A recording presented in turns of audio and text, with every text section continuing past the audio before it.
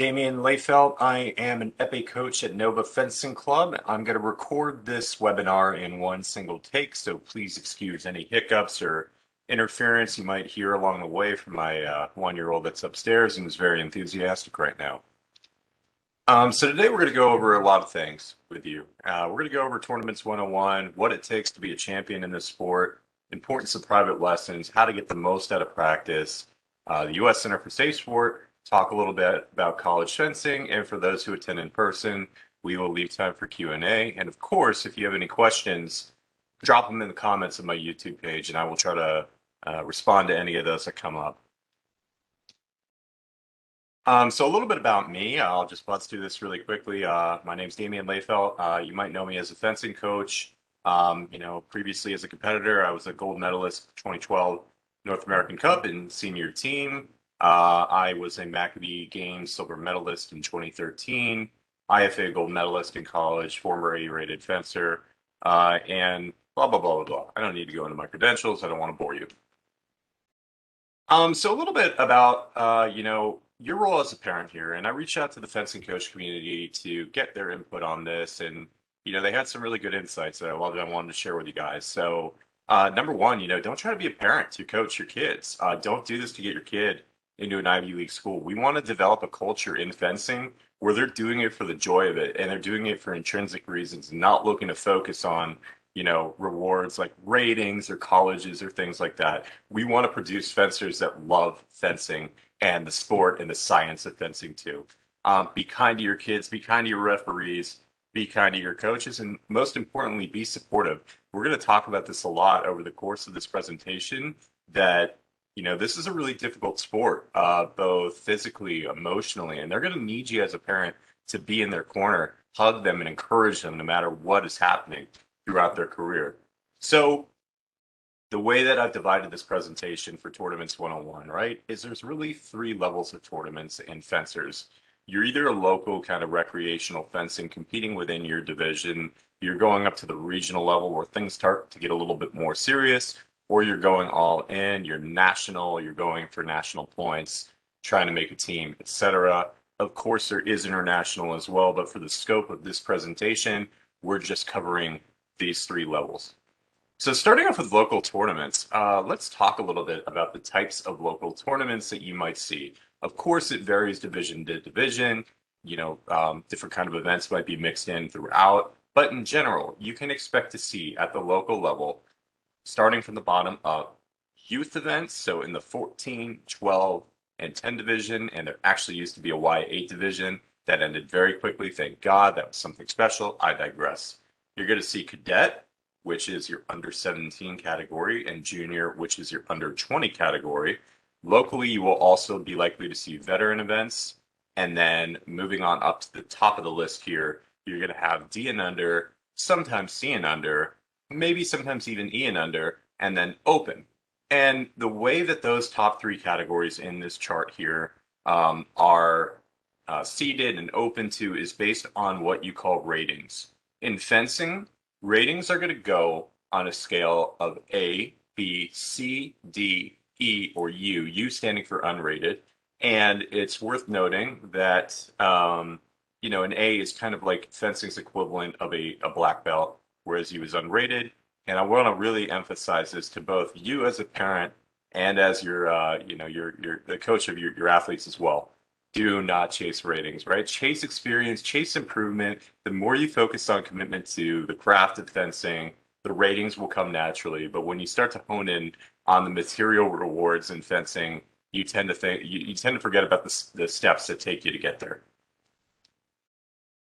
So how to register for a local tournament, right? Number one, you got to be a USA Fencing member for any sanctioned local event. So I'm going to PDF this, link it in the description of the comments here on YouTube.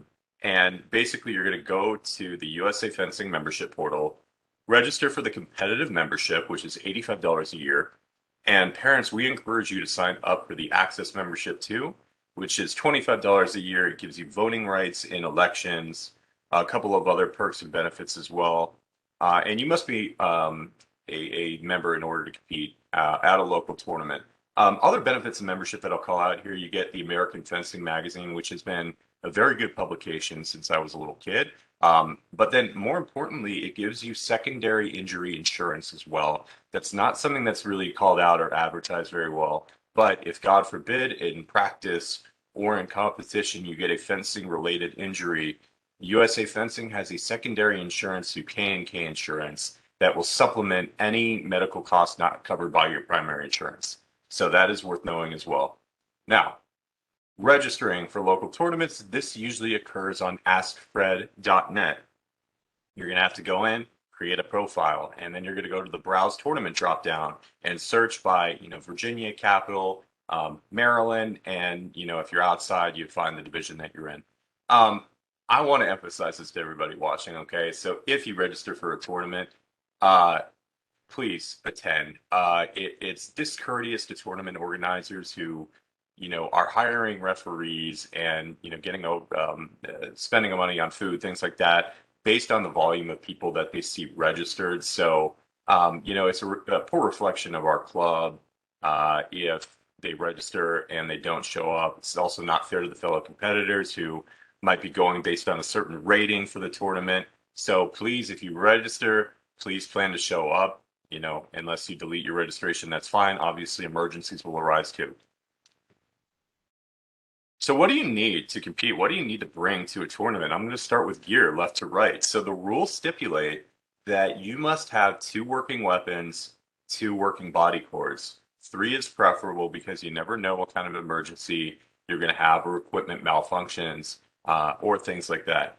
You need, of course, your fencing mask and a PPE until further notice because we are at the tail end of this lovely global pandemic. You're going to need a underarm protector, aka a plastron, and if you're a woman, you will need a chest protector as well.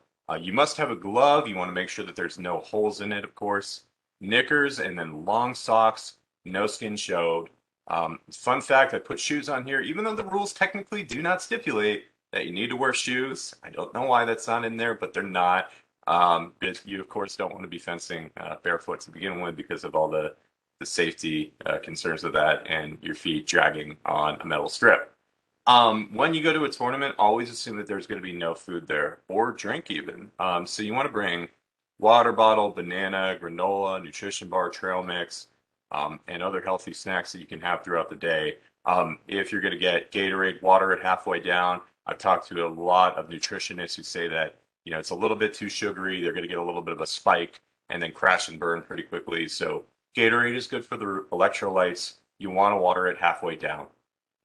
And then optional but important things that you should bring. Bring 2 towels. You want one that you're going to have for sweat, another one that you can kind of dampen, get wet, and then if there's, no strip on the ground or things are a little bit slippery, the athlete can then put their feet on it and, glide around the ground better.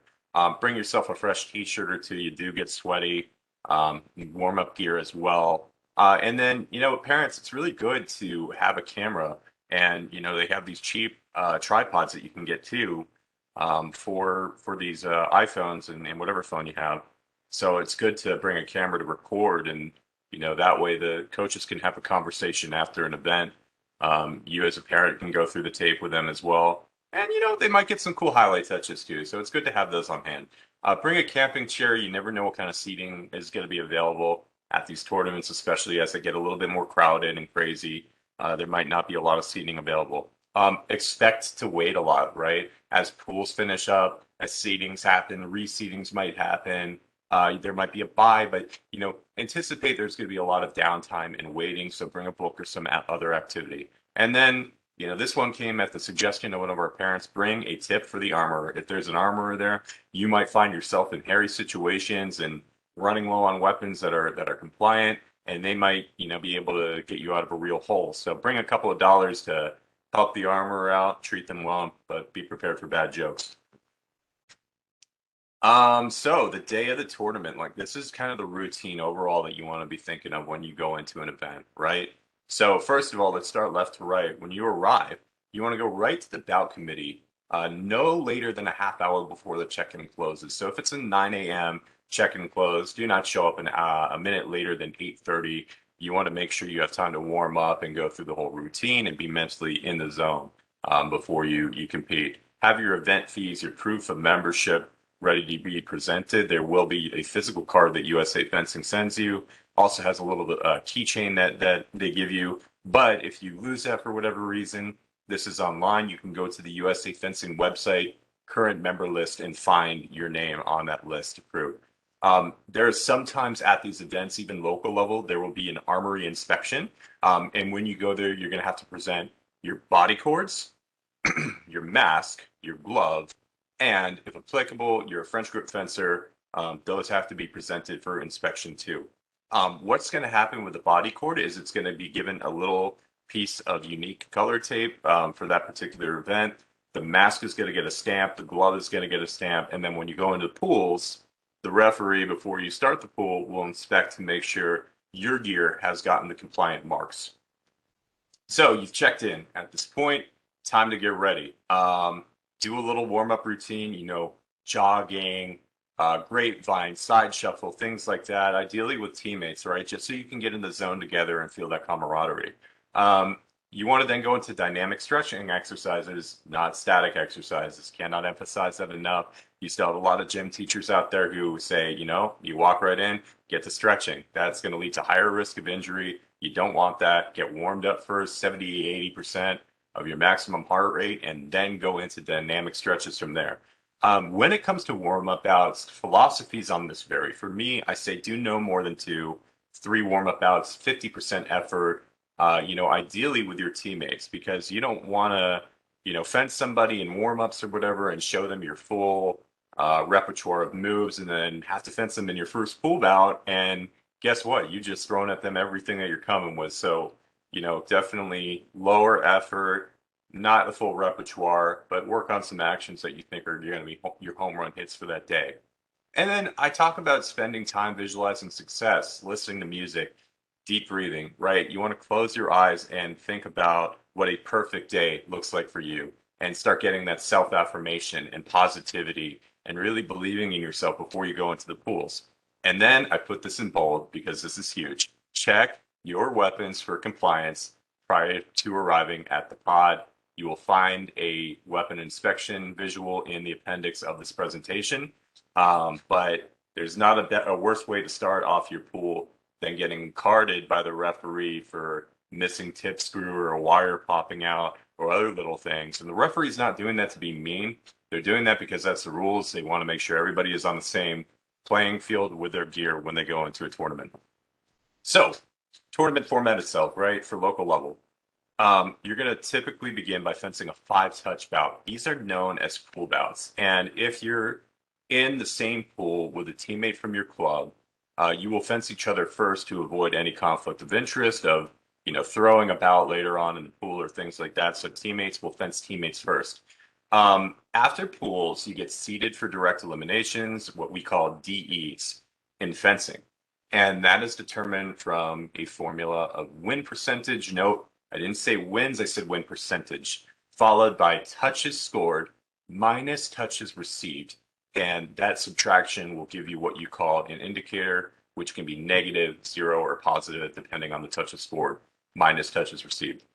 In almost every local tournament I've seen, 100% of the participants will get promoted to the direct elimination round. A couple of exceptions if it's a smaller club and they don't have a ton of space and they need to, get in and out. But in general, expect to see 100% promotion. The way that direct elimination works is there are 3 periods, 3 minutes each, with a 1-minute break in between. You fence to 15 touches. What we recommend for you is don't leave the venue until every Nova fencer has been eliminated from competition.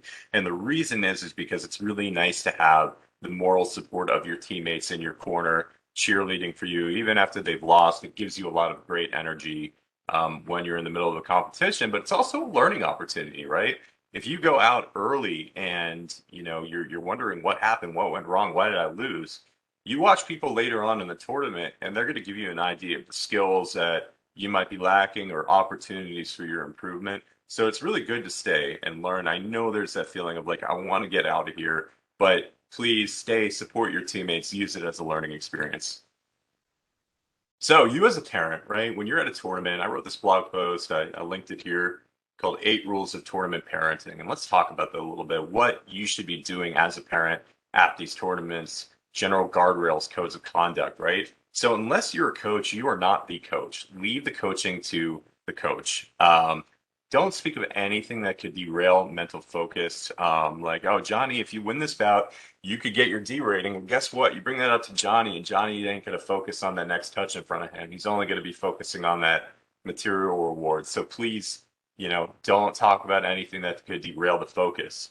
Never get away in the way of the fencing coach. You can work with them, but not independently of them, right? Leave the coaching to them, as we discussed. Positive encouragement. Cannot stress that enough. Before, during, after the tournament, when you're in that car ride over there, tell them you believe in them, you have faith.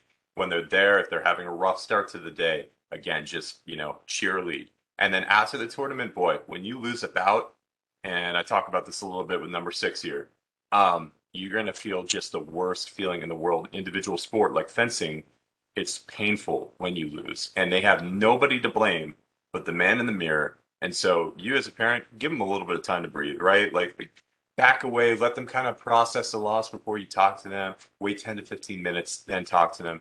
Positivity, though, right? Talk about what you liked. You could even say something like as simple as, I really love watching you fence today. But that goes a long way, because in that emotional maelstrom that they're feeling when they lose, they're going to look to you, mom, look to you, dad, and they're going to want your affirmation that they were in this for the right reasons. Learn basic armory. You might be in a situation where a tip screw pops out. It's really just as simple as taking a screwdriver, putting it back in. We're going to probably be doing some parents' armory seminars down the road. Be on the lookout for those. Ensure that your fencers and the coaches are well hydrated. So, if your coach looks like they're low on coffee, help them out. If your kid looks like they need their water bottle filled out, even just filling the bottle can be really helpful. And come on, guys, don't be a Karen or a Chad. We see all the time. You go to the USA Fencing disciplinary database that they have, and you see parents that have been blackcarded for unruly behavior at tournaments, refusing to wear their COVID protective mask, hitting referees, things like that. So please represent the best of your club and, just kind behavior all around. Referees aren't going to get everything right. It's really, really hard to see every call, but assume positive intent and just represent the best of your club as best you can. All right, so we talked a little bit about local tournaments. Now let's talk about regional tournaments. Again, registration is actually going to be on a separate portal from Ask Fred. It's going to be on this regional tournament portal on the USA Fencing website. So I've linked that there, and again, the PDF of this presentation will be in the description. But to do that, you're going to go to the regional tournament portal, register well in advance, because actually there are double and triple entry fees. So you want to make sure that you register for these events on time. You can see when you go to the page itself, there will be little, battery indicators at the bottom that will show you, when the registration opens, when it closes, and give you little icons about, what's coming up and when.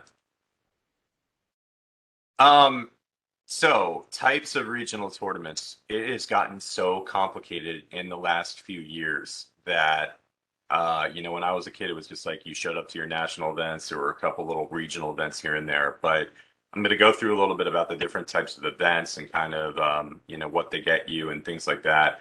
We really recommend, before you start registering for regional events, you talk with the coaches and they give you the green light to go, or they tell you, what you need to do before you get to that level. But, the last thing we want as coaches is for your kid to show up to an event that they're punching well above their weight, that they're not ready for. They go out there, they get annihilated, and they start to feel, bad about the sport. We don't want that.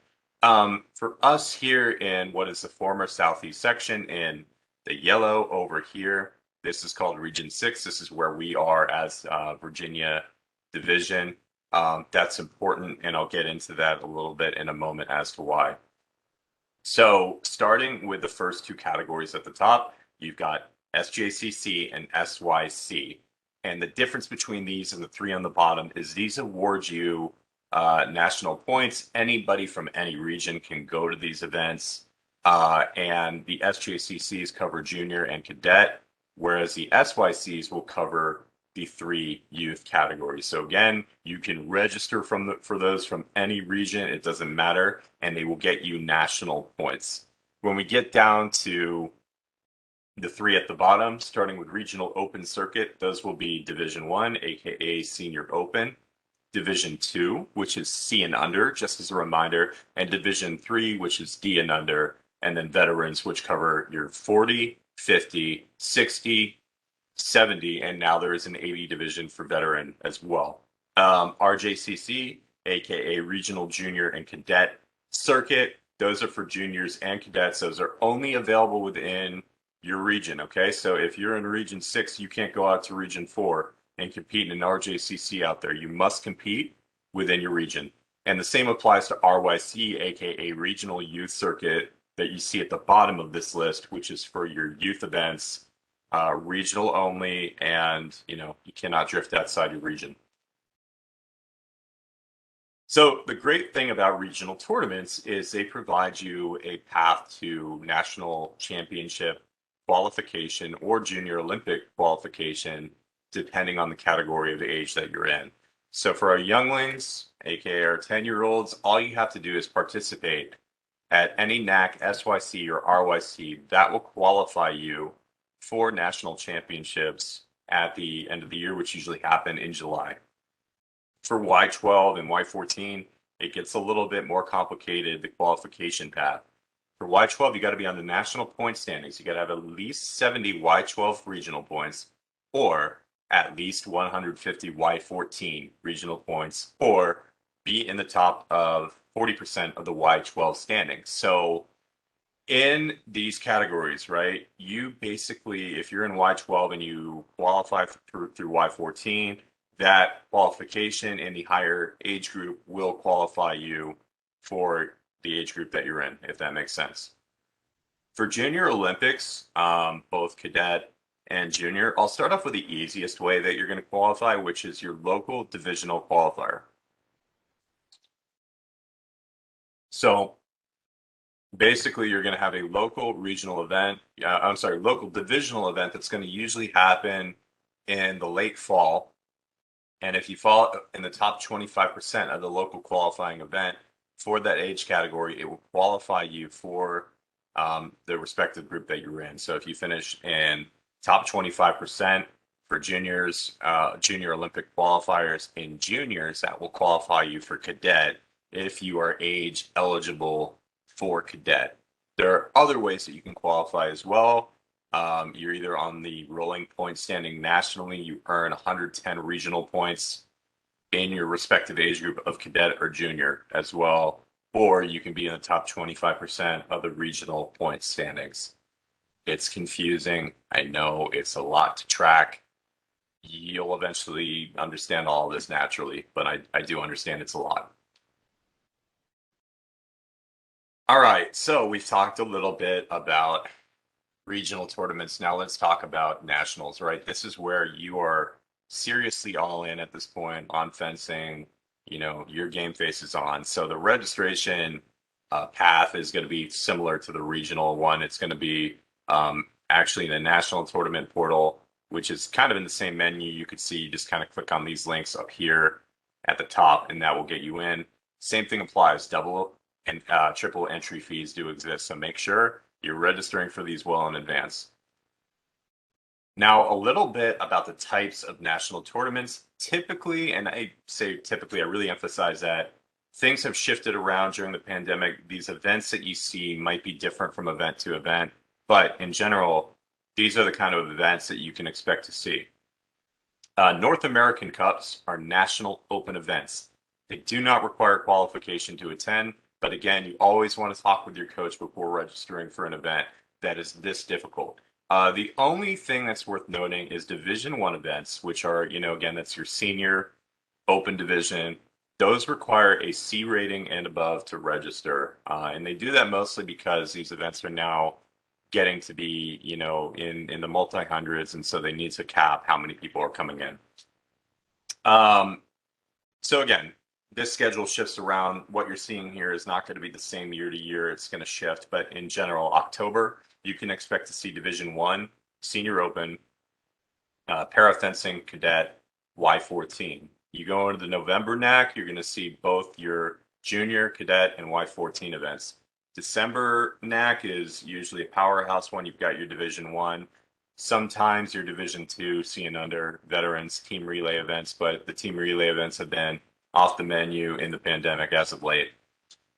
January NAC, that's usually a really strong one because you got a lot of juniors who are, competing in both Division One and junior and are very viable and competitive in each division.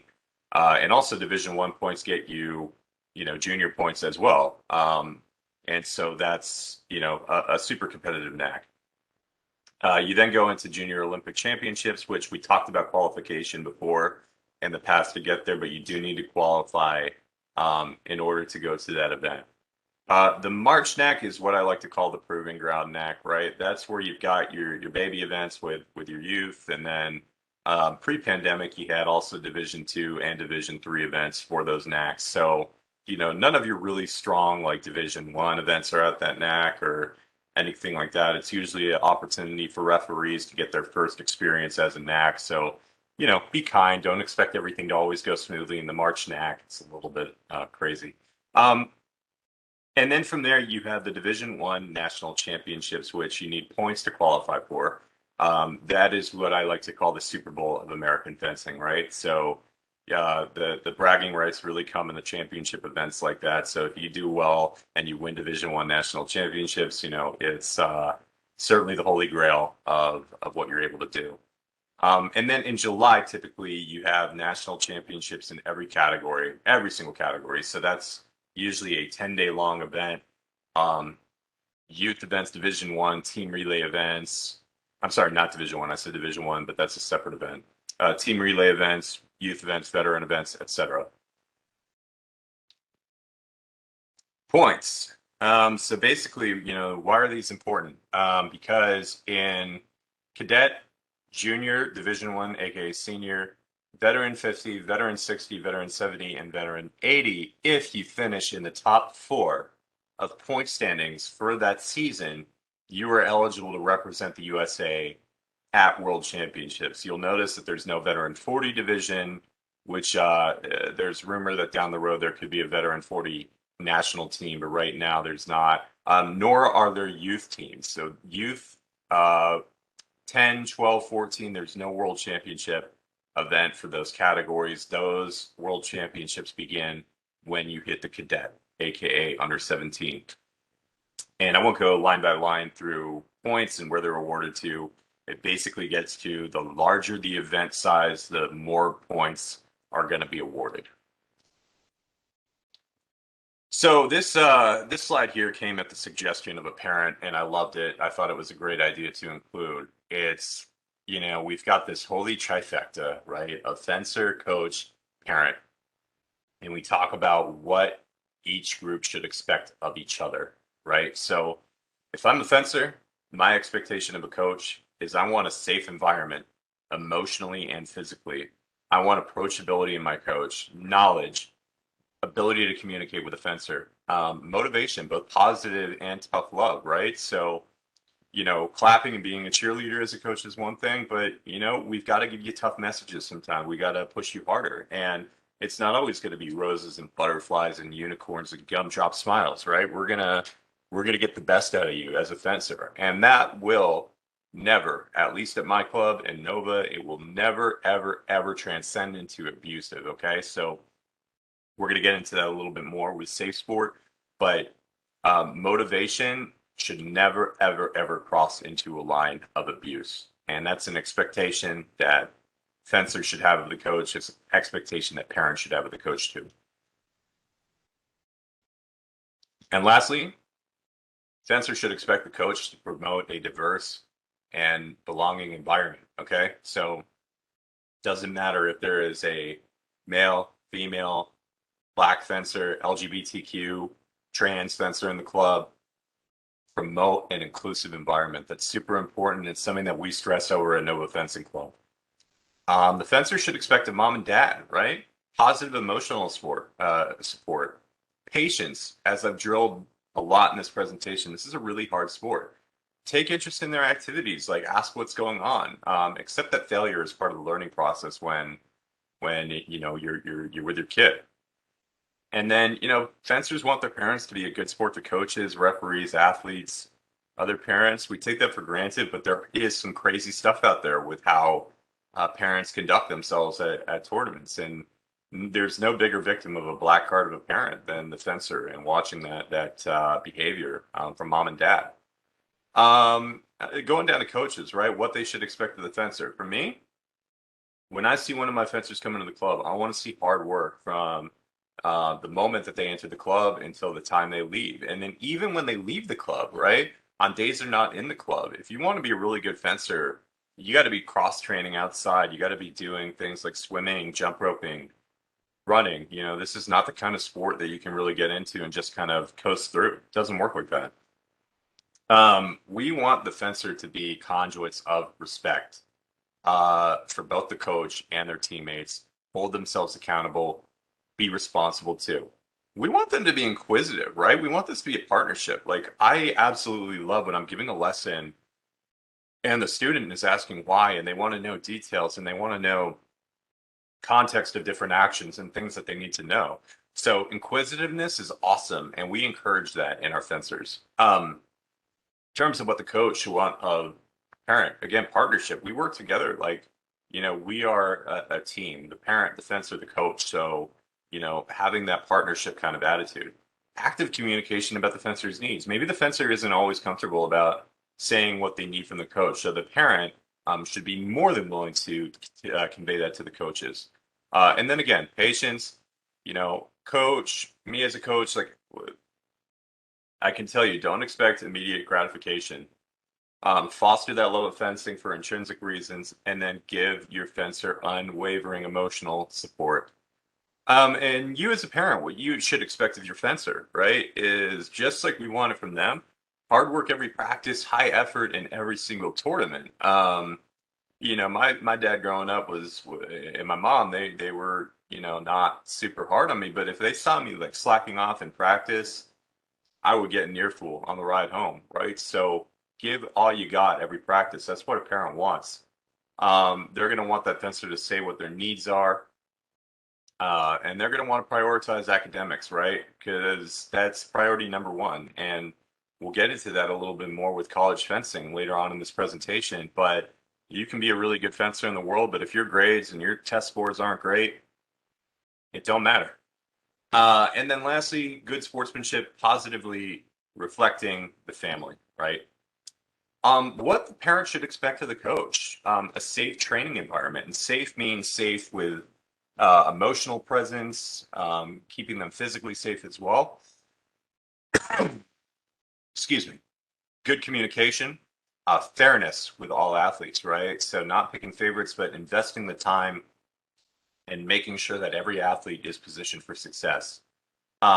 Respect towards the athlete, respect towards you as a parent. You as a parent absolutely deserve respect. And then the parent's going to want the coach to push their child to perform at their best, right?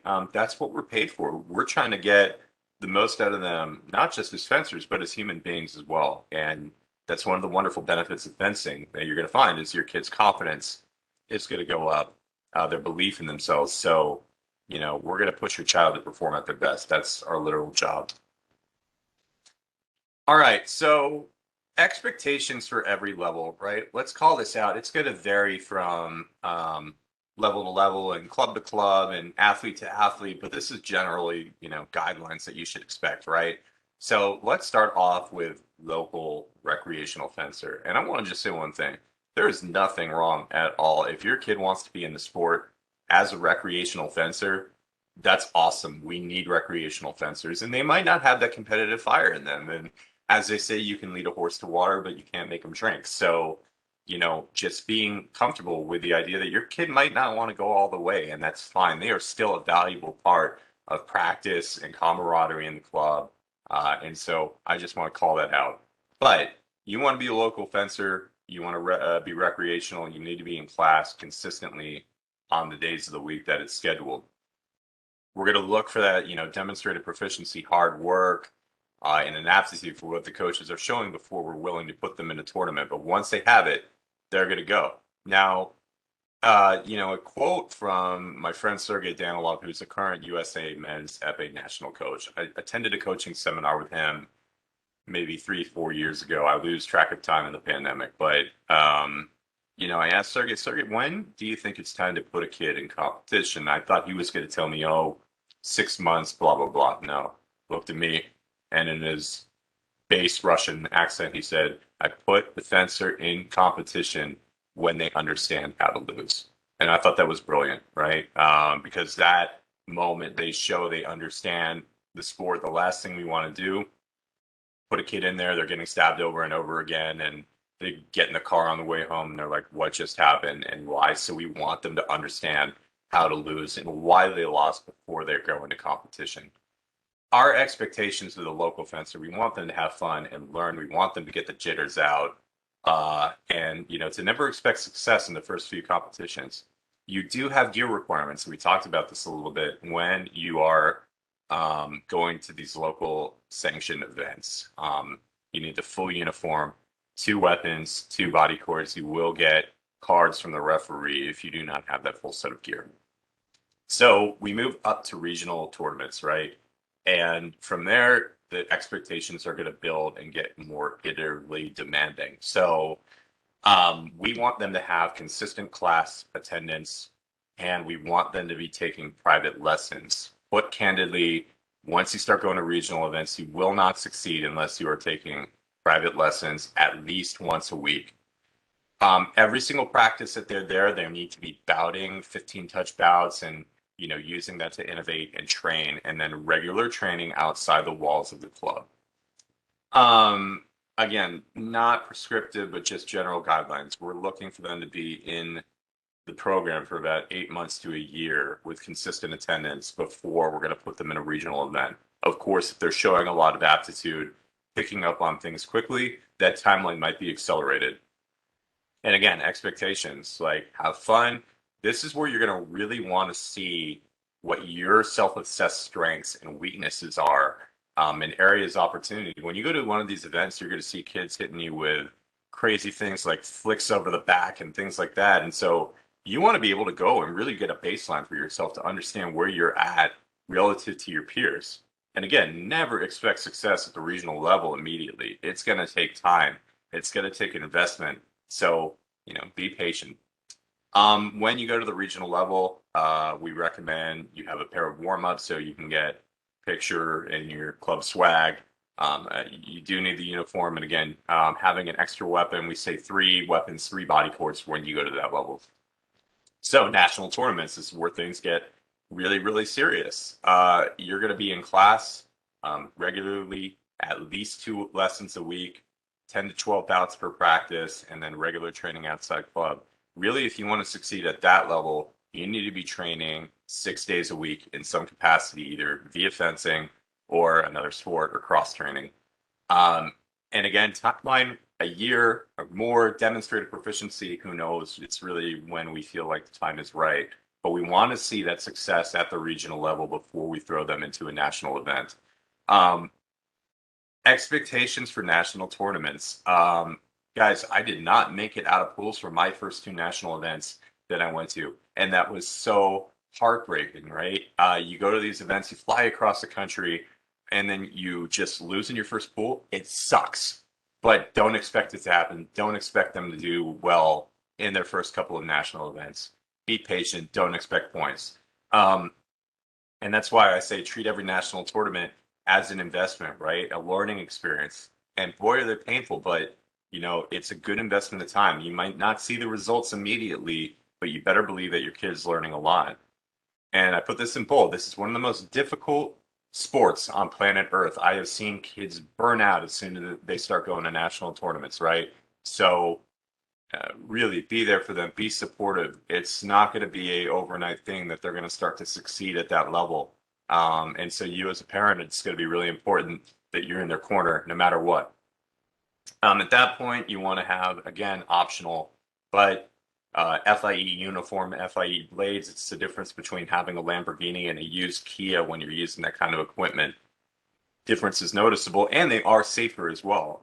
There's a reason that at the international level, everything must have an FIE homologation because that is the safest, most durable, reliable equipment. The blades break cleaner as well. And then when you go to that event as well, it is a requirement in the rules to have your last name stenciled on the jacket or on the knickers. We also recommend a rolling bag if you travel. I can't tell you how many times I went and I flew somewhere, I competed, and I landed and my gear was missing tip screws or, blades broke altogether. So, have a hard case that it's going to be able to get protected.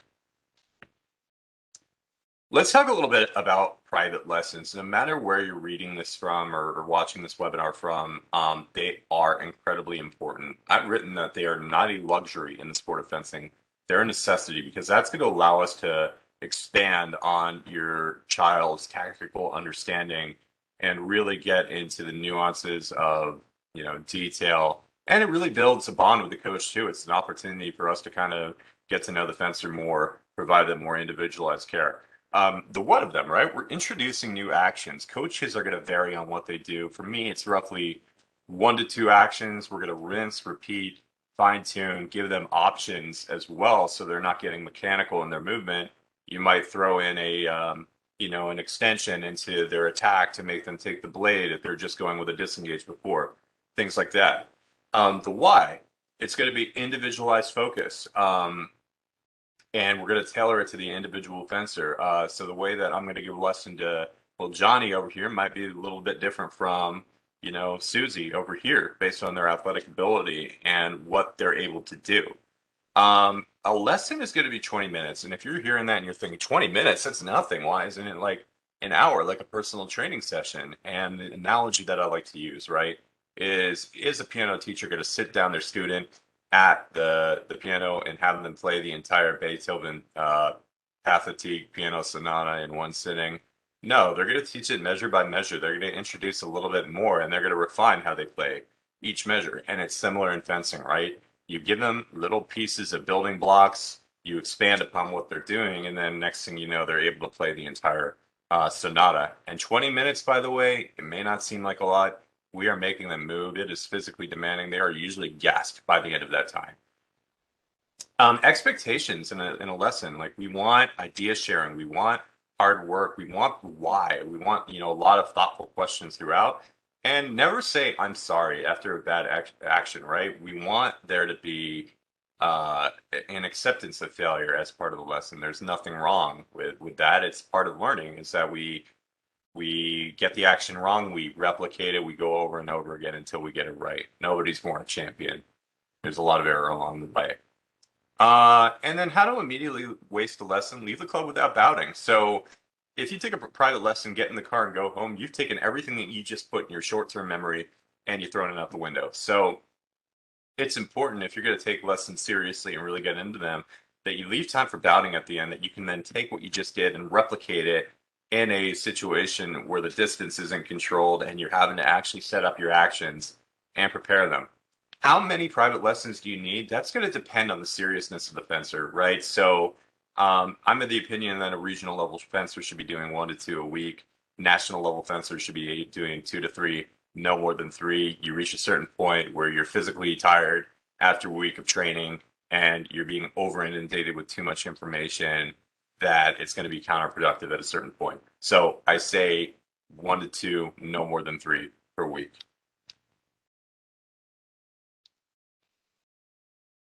All right, a little bit about a strongly suggested practice. And again, this is going to vary depending on the time you come in and your level of commitment to the sport. But, things to keep in mind here, right? So you want to ideally come in, get a little warm up in before you come to class. Just, jump roping, light footwork, dynamic stretching. Again, not static stretching, dynamic stretching. Best practice is get your heart rate to 70, 80% of the maximum and do that dynamic stretching. For those of your kids that are taking classes, we will then always begin with a competitive game. We play handball. We play, this game called Knights of the Round. We play a lot of different games, right? It's going to vary club to club. But that class is going to focus on footwork, blade drills, tactical bouting, general strategy, right? We might even watch some video of high level fencing throughout practice, but it's going to vary. But what we want out of your kids in those class, right? Ask thoughtful questions, drill down to the why. We want to see you going all in, even when the coach might be turned away and helping somebody else, right? My favorite example of this is Honor Johnson at our club. Nova Fencing is her secondary club. She trains out of Bergen Fencing Club in New Jersey. But Honor Johnson is right now #1 in the world in juniors and just took a silver at World Championships. But what I love about Honor is she comes into the club on days that she's not training in New Jersey, and she puts on her headphones and she's immediately laser focused from the time she gets in.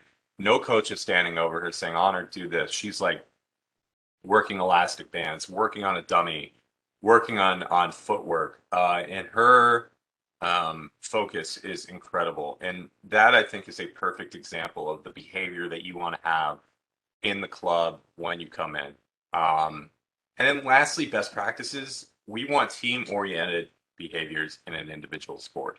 What does that mean? It means that just because fencing is an individual sport doesn't mean we can't work as a team. So giving feedback to your teammates, encouragement, advice, giving, tactical feedback after every single bout, right? So we all work together because a rising tide lifts all ships. And the last thing you want is a hot dog kind of culture where you have a really good fencer that's putting other people down, right?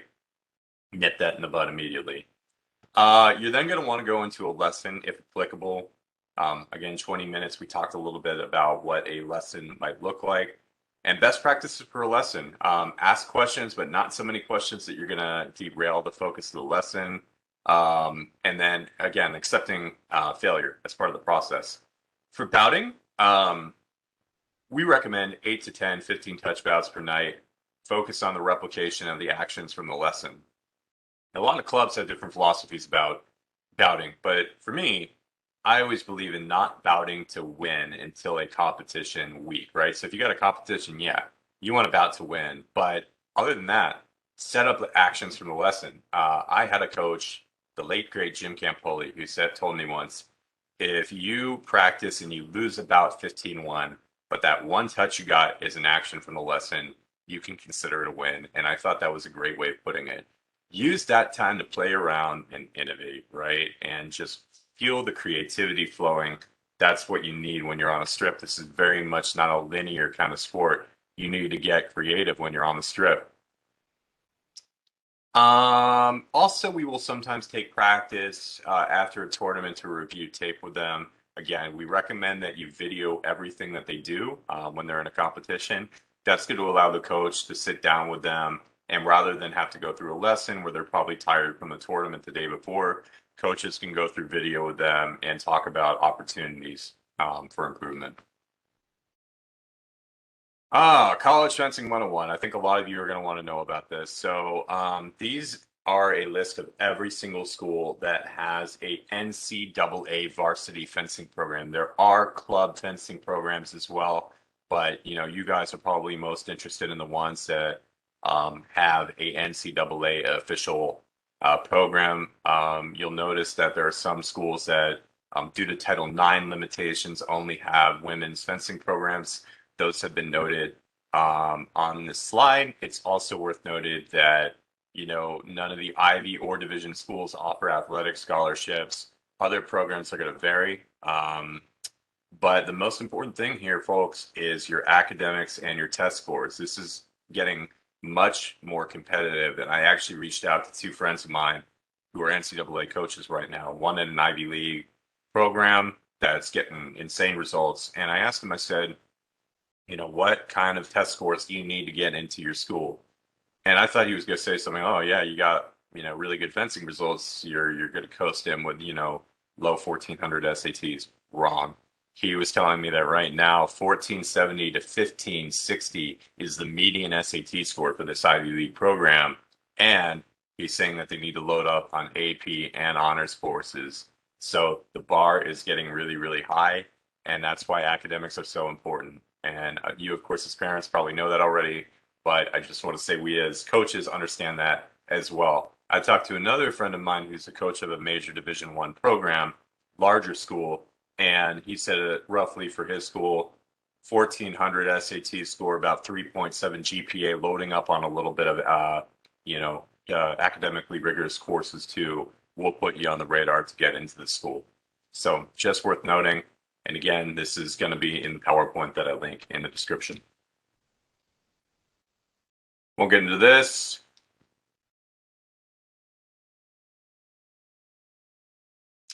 All right. So lastly, safe sport, right? This is something that we want to call out here to the parents as well. U.S. Center for Safe Sport was established in 2017 after the Larry Nassar gymnastics scandal, and the way that discipline was handled before was that it was decentralized, left up to the national governing bodies of sport to administer discipline. They found, however, that political influence was preventing these sports from objectively judging people that had been accused, as we saw with Nassar. And so Congress passed the legislation, I forget exactly what it was, in 2017 to establish a U.S. Center for Safe Sport. And so the things that you need to know about safe sport, right, is no matter what club you're with, check the USA Fencing membership database to ensure coaches are background check and safe sport certified. If they are not, this is a red flag, folks, with no excuses. Okay, so you're going to go to that portal, look right here. You're going to see the membership. It should say coach. You're going to look for this SSEXP. That means safe sport expiration date, as well as background checks. So we as coaches are required to submit to mandatory background checks as part of this process. Please, even if you don't spend your entire fencing career with us, look this up. Make sure your kids are protected. I don't want to scare you, but there are clubs out there that have had coaches that are sanctioned by Safe Sport that then will operate independently and not be Safe Sport certified because they are people with some pretty shady history. So just look that up always. There is a complimentary safe sport training that you can take as a parent, and we encourage your child to also take the youth specific link. Familiarize yourself with the U.S. Safe Sport Code and the guardrails that constitute emotional abuse, physical abuse, etc. We as coaches are mandatory reporters, so if there is any sign of suspicion or wrongdoing, we as coaches are required to report it, or we face sanctions for not doing so. Our coaches here at Nova also are trained in Virginia law and code to make sure that we comply with local Virginia regulations in addition to the Safe Sport code as well.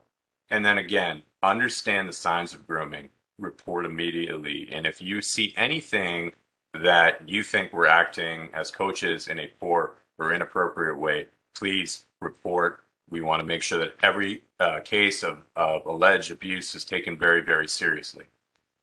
So that is all I've got for this presentation. For those of you who are watching this on YouTube, please drop a note in the comments if you have any questions about things that we covered today, feedback, additional things that you think would be helpful for any parent watching this. So appreciate you going through this presentation. I hope this has been helpful, and I hope you have a great day.